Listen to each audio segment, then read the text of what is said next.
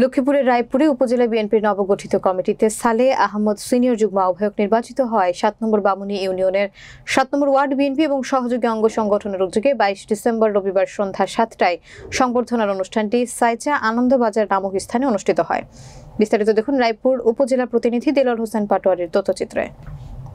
উক্ত সংবর্ধনা অনুষ্ঠানের সাবেক ওয়ার্ড বিএনপির আহ্বায়ক হাজী সাইফ উল্লাহের সভাপতিত্বে এবং রায়পুর উপজেলা ছাত্রদলের সহসভাপতি আরাফাত হোসেন রাসেলের সঞ্চালনায় প্রধান অতিথি হিসেবে উপস্থিত ছিলেন বামুনী ইউনিয়ন বিএনপির সভাপতি ও সাবেক চেয়ারম্যান এবং রায়পুর উপজেলা বিএনপির নবগঠিত প্রথম সিনিয়র যুগ্ম আহ্বায়ক সালেহ আহমদ। বিশেষ অতিথি হিসেবে উপস্থিত ছিলেন বামুনী ইউনিয়ন বিএনপির সাধারণ সম্পাদক আলমগীর হোসেন সুপার, সাবেক যুবদলের সভাপতি আব্দুল কাদের, বামুনী ইউনিয়ন কৃষক দলের যুগ্ম আহ্বায়ক আলী হোসেন মানিক, সাবেক ওয়ার্ড বিএনপির সাধারণ সম্পাদক ইমাম হোসেন লেদামিছি, ওয়ার্ড বিএনপির নেতা সাল্লাল হোসেন মুন্সি। প্রধান অতিথি সালেহ আহমদ বলেন, সাবেক প্রধানমন্ত্রী ফ্যাসিস্ট শেখ হাসিনা গণ অভ্যুত্থানের মধ্য দিয়ে দেশ থেকে পালিয়ে যায় এবং তারই সন্ত্রাসী বাহিনীরা এখনও বিভিন্ন কায়দায় গুপ্ত হামলা এবং লুটপাট চালাচ্ছে। বাংলাদেশ জাতীয়তাবাদী দল বিএনপি তা কিছুতে হতে দেবে না এবং জনগণকে সাথে নিয়ে আমরা তা প্রতিহত করব।